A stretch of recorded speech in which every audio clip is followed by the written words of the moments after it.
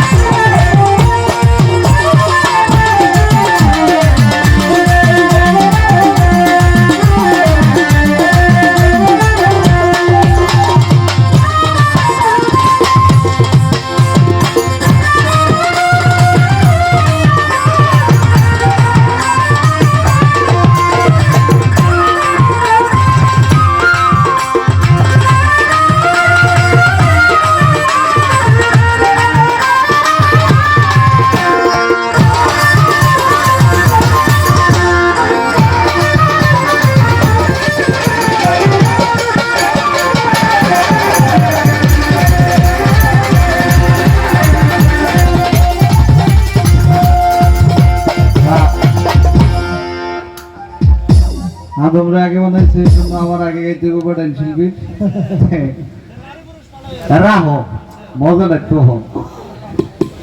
ওনার কথা সত্য আল্লাহ পাক সূরা বাকারায় বলছে যে আমি একজন খলিফা তৈরি করতে চাই বা একজন প্রতিনিধি তৈরি করতে চাই তখন আল্লাহ পাক আদম আলাইহিস সালামকে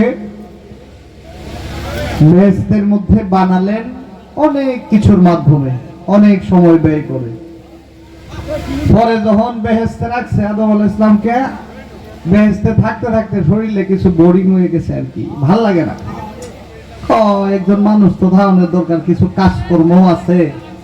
হ্যাঁ কিছু সেবা যত্ন লাগে না লাগে না কন্যাকে কিছু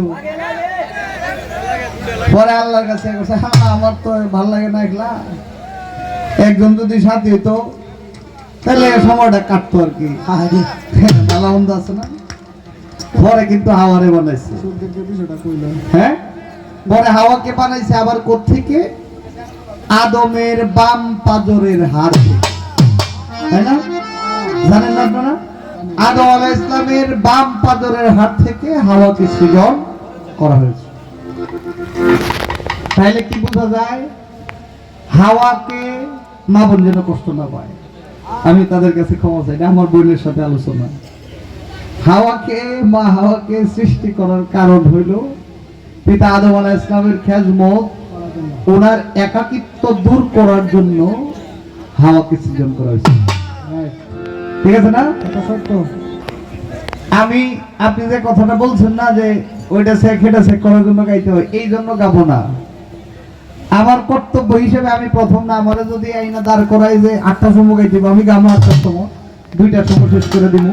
একটা সময় আছে না কিন্তু যদি কোন যে আগে এই কারণে গাইতে হবে তাহলে ভেজাল আছে তাইলে কইলাম ভেজাল আছে এদিকে যাওয়া যাবে না মজার করা দরকার আছে না যিনি সঞ্চালনায় আছে কোনো ফালা নাই শুধু গান কষ্ট পাইতে দিল শুধু গানই তো কিন্তু বোনের সাথে অনেকদিন পরে সাক্ষাৎ ওনার জন্মস্থান কই জানেন মানিকগঞ্জ বাংলাদেশের মধ্যে এখনো যদি প্রকৃত ধারার বাউল গান হয় তাহলে মানিকগঞ্জে হয় আর ওইখানে উনি জন্মগ্রহণ করছে দূরবীন সারেকটা গানের মধ্যে আছে ওই যে মাটির দোষে বৃক্ষের মরণ আপনি এই যে শুকনা কাঠ কাটা মাটির মধ্যে যদি বীজ রোপণ করেন এটা কাজ হয় না আবার ওইটা আপনি খুব যত্ন করে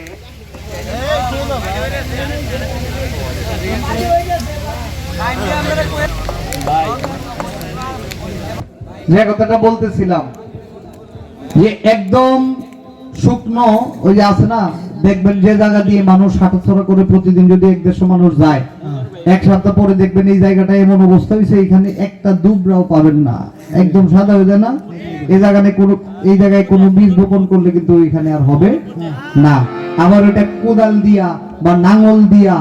বা মেশিন দিয়ে হাল চাষ করে ওইটাকে রসালো করে কিছু গোবর দিলেন, কিছু ডিএপি দিলেন, ইউরিয়া দিলেন, জিপ সার দিলেন, হ্যাঁ লাল সার দিলেন, দিয়া ওটা তৈরি করে পরে যদি বীজ বপন করেন ভালো হবে। মানিকগঞ্জের মাটিটা হচ্ছে এমন। আমাদের নেত্রকোনায় অনেক বড় বড় সাধক জন্মগ্রহণ করেছে, কিন্তু এখন যে অবস্থা বাউল গান অনেকটা খারাপ অবস্থা। কিন্তু বাংলাদেশের মানিকগঞ্জ আর টাঙ্গাইল এই অঞ্চলগুলোতে এখনো প্রকৃত বাউল গান হয়। তাই যেহেতু মানিকগঞ্জের মেয়ে উনি, একটু প্রেমের আদান প্রদান আর কি। গানটা কি বাজাইছি, সব সখীরে পার করেতে দিওয়ানা না, তোমার বেলায় নিব সখী তোমার কানে। এখন যে গানটি এই দরবার কে উপলক্ষ করে লেখা, ওই গানটি করব। তারপরে আরেকটি গান আমি আমার মতো করে করব। পরে আস্তে আস্তে বিচ্ছেদের দেশে যাইতে হবে। অত্যন্ত চমৎকার গান শুনলাম, সাইজির গান শুনলাম। আসলে অনেকদিন পরে সাক্ষাৎ, বোধহয় 2-3 বছর পরে। তো বোন না লাগা, বোন আমার বোন যেন আমার প্রতি আবার কষ্ট মানে।